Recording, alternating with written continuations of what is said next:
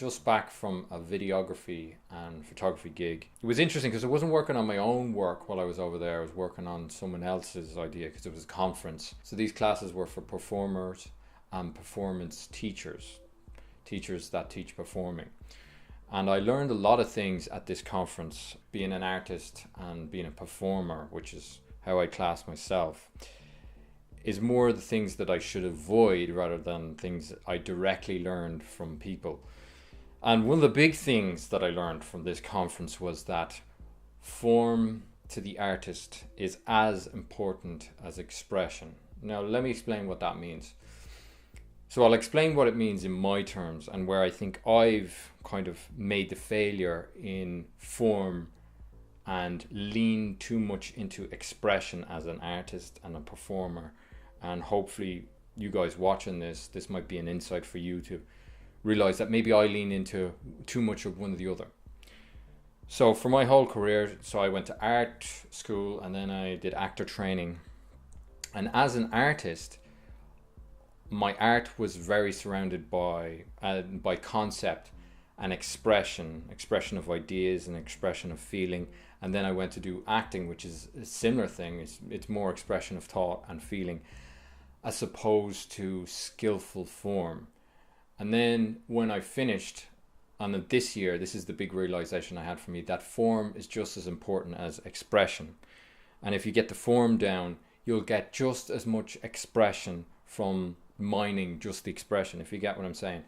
As in the depth will come in time. Everyone knows artists and YouTubers and performers where it's all style and skill and no depth. But I think the reality is, because they created a form from themselves, in time, in the years to come, expression will come along with that.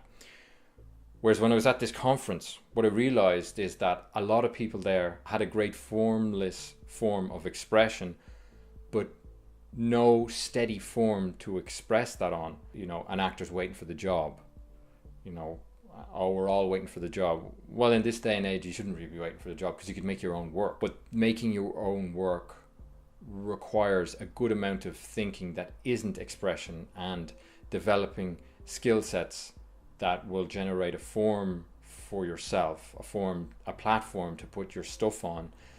And while you're creating that platform, it may seem like you're not creating the art that you want to create. And it seems like truthful artists get blindsided by that. And when I look back at some of the other videos I made about the charlatan and kind of ideas around the charlatan, I realize now it was kind of my anger or resentment for those who had truly developed a good form or platform for their art, and their art and expression lacked, but their form was strong. And basically, what I would find at this conference, and a lot of artists that I know or actors that I know, they have this thing where when I'm speaking to them, they speak like an artist, and where ideas and tangents come into their head as they speak, like they do for me, like I'm best in the moment. And I was always, my strongest suit was always expression over form, over platform. And then I was angry at sort of Ireland and the place I lived, that it didn't offer me a platform or a form for my expression. And now I realize that it's just as important for the artist, even if they have got work coming in as an artist or a performer or whatever, that in their spare time they're working on a form and a platform for themselves constantly. I get carried away with expression and I lose the form or the platform within it. So the context is kind of lost. And that's exactly what was happening when I was chatting to these very creative people at the conference. But I could tell by the conversations I was having with them that they would lose context in conversation. But that was kind of an analogy or a metaphor for their work, that they'd come to conferences as a form of expression or a platform for them to express and to give a context for their expression so they could derive meaning from it. A lot of suffering must be involved with being a very expressive artist but having nowhere to put it. And that's something I realized in myself a year ago, and why I've totally focused on form and platform as opposed to expression, because I spent my whole career doing expression and didn't get anything in return. And the irony of is I got that job because of my skill set, not because of my ability to say something about something. I was just filling a role, and the role I was filling in was skills that I had learned over a year and or so, filmmaking and photography.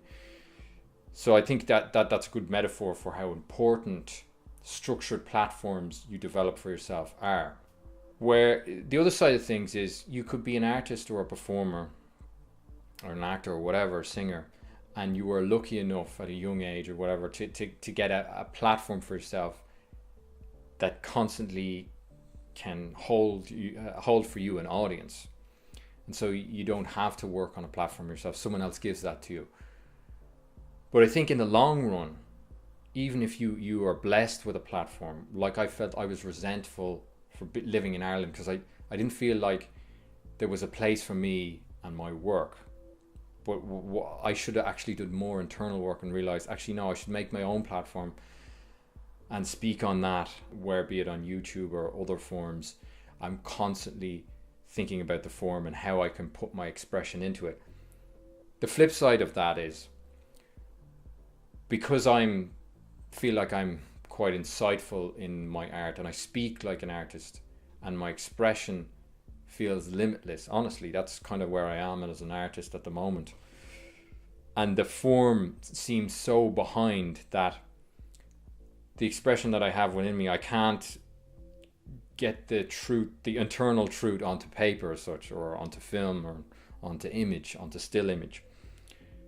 So yeah, it was a warning to me that form is just as important as expression. And you'll see on YouTube all the time, there's loads of artists on YouTube, and it's all style and glitz, and even how they're on the camera, it's all style, and how they move and all the transitions they use and the ways of storytelling. It's more style and form over substance, and substance is lacking, but it's the skill that draws you in. It's uncontextualized expression doesn't mean anything either.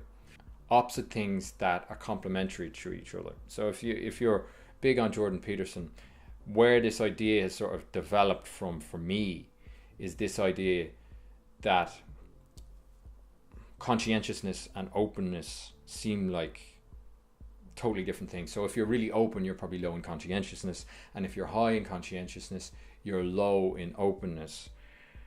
And basically, if you're high in openness and you're low in conscientiousness, you'll never create anything, or you'll never put anything down on paper, but you'll have all these ideas spin in your mind and they go nowhere, which is tragic. But if you're conscientious, you'll get things done. If you're low in openness and conscientious, you'll just keep churning out the same thing and never be satisfied, because it's not new material that excites you and fills you with meaning and information. So if you're an artist out there, such as myself, who spent his whole life on expression and not on form, maybe try out form and a practice and a skill set, quite literally, just getting better at a skill set, or making or designing a platform for yourself. And it may seem contrasting at the time because it's coming away from your path and meaning as a true artist, but in the end, that little detour will create more meaning for you in the end, because you'll always have a platform for yourself, whether you have an audience or not, to express yourself, which as an artist, we know that if we don't have that, life doesn't feel good. So anyways, that's my 2 cents.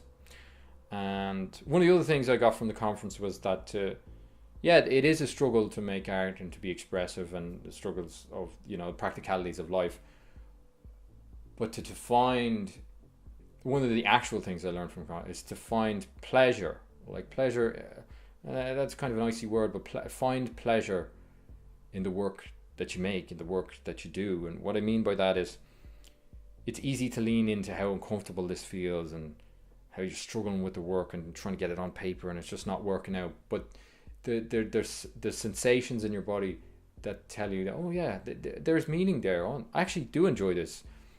I'm just leaning too much into the discomfort. So for me, like, I've hung around in discomfort for a couple of years, because in some ways I think it's made me the artist I am now, and it's made me work hard. But now I'm trying to lean the opposite way and find comfort and more pleasure in the things that I do, you know, and more mischief, because deep down I'm a bit of an anarchist, I reckon, and I like a bit of mischievousness in my work. It brings a lot of life for me and other people. That's what I found. That was another thing I found from the contrast, that to not be so serious in my work, and the lightness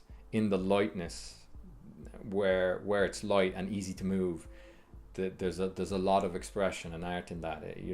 It's the opposite feeling of feeling stuck in a feeling or a mood, you know. Anyways, I've rambled on a little bit here, but it feels good to get this kind of idea out on camera. And I think this type of video has a lot of information or meaning for both people who think they're more who have focused too much on their platform, on their form for the rest of life, and know that expression's the missing link, and then the other side of things where those who have spent their whole lives on expression but have had nowhere to put it. So I think this is kind of an insightful conversation for artists that are on both sides of the spectrums. So cool. So if you have any questions or any ideas that you think I missed within this concept, drop them down below and I'll get back to you as soon as I can. Cheers, guys.